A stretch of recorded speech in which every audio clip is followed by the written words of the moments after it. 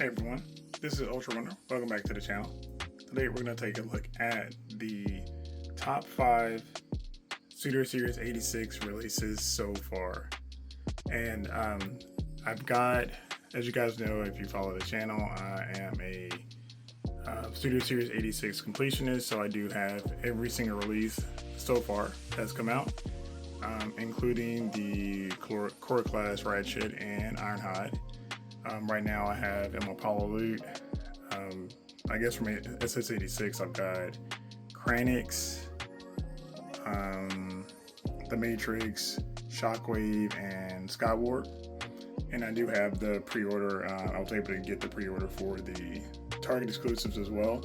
So right now I have everything that's out, and then everything that is coming I have on pre-order. So I did want to pre-order all those things, just kind of how it works for me. Like I said, this line, since its inception, or since I started recollecting, I decided I was going to go all the way on it, and I've done that completely, minus the repaints. I'm sorry, the repaint, the re-release of the exact same figure. So like the Scourge that just came out, the More Than Meets the Eye Scourge, I didn't buy another one because it's the exact same one. If there would have been any changes to it, I probably would have got it, but it's the exact same figure, so just rebox.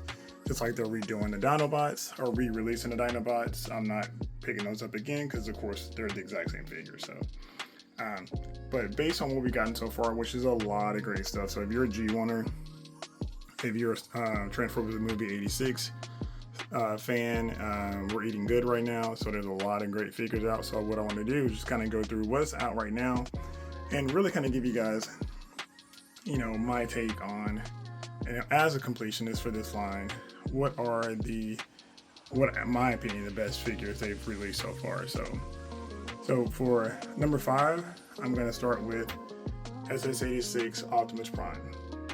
Now, this Prime, I think they went super hard on. They did a great job with him, across the board. The trailer, the cartoon animation, accuracy, they gave us the blast effects for him, the jumping, the whole nine. Completely new mold, very masterpiece-esque as far as a lot of these figures are nowadays.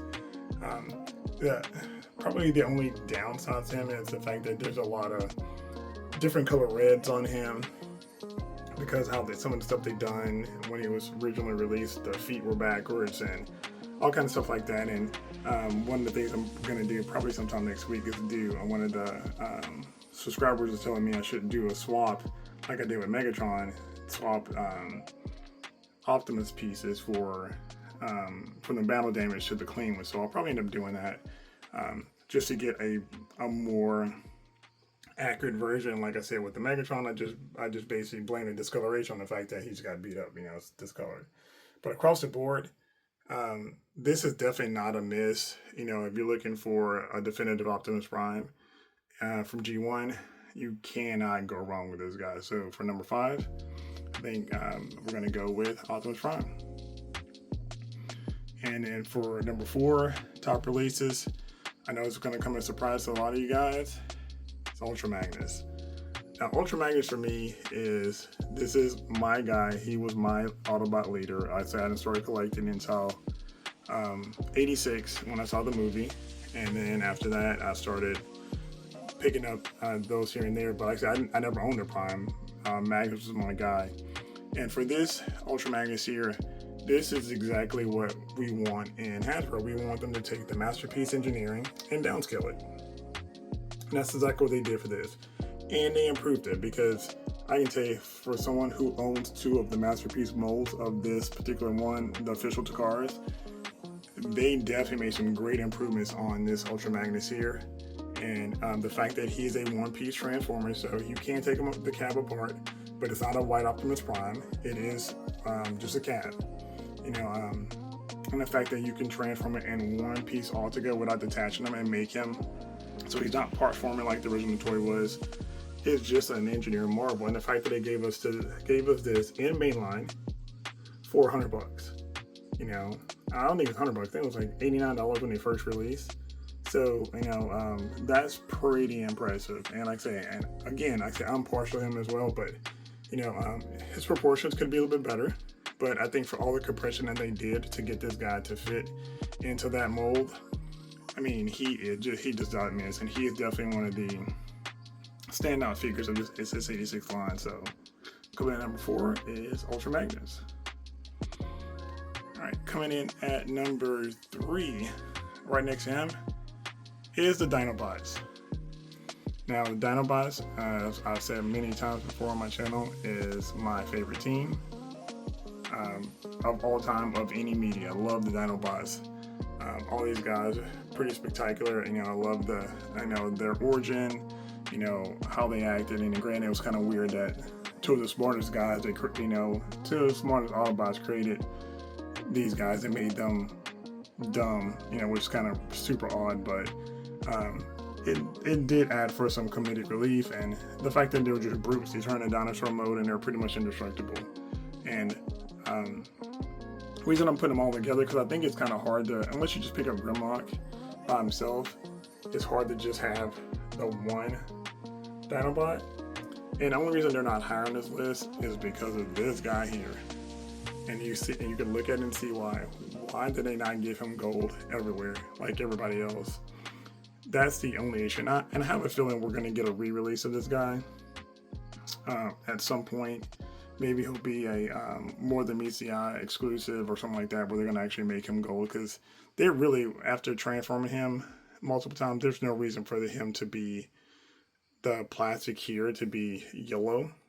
They could have made that gold and it would have been fine, just like some of the other pieces on the other Dinobots. But these guys are, I mean, great execution, you know, like mini masterpieces across the board. Stellar setup. Like I said, it would have been a perfect, you know, there's a couple issues here, like with Sludge. His neck has some issues sometimes locking. His back, the pieces there are like friction, so sometimes they don't want to stay in place. Grimlock, you know, they could have done something with his teeth, you know. So there's some little stuff here and there they could have done to make it better, but across the board, these guys are pretty tremendous. So, but yeah, so coming in number 3, definitely Dinobots. And then coming in at number 2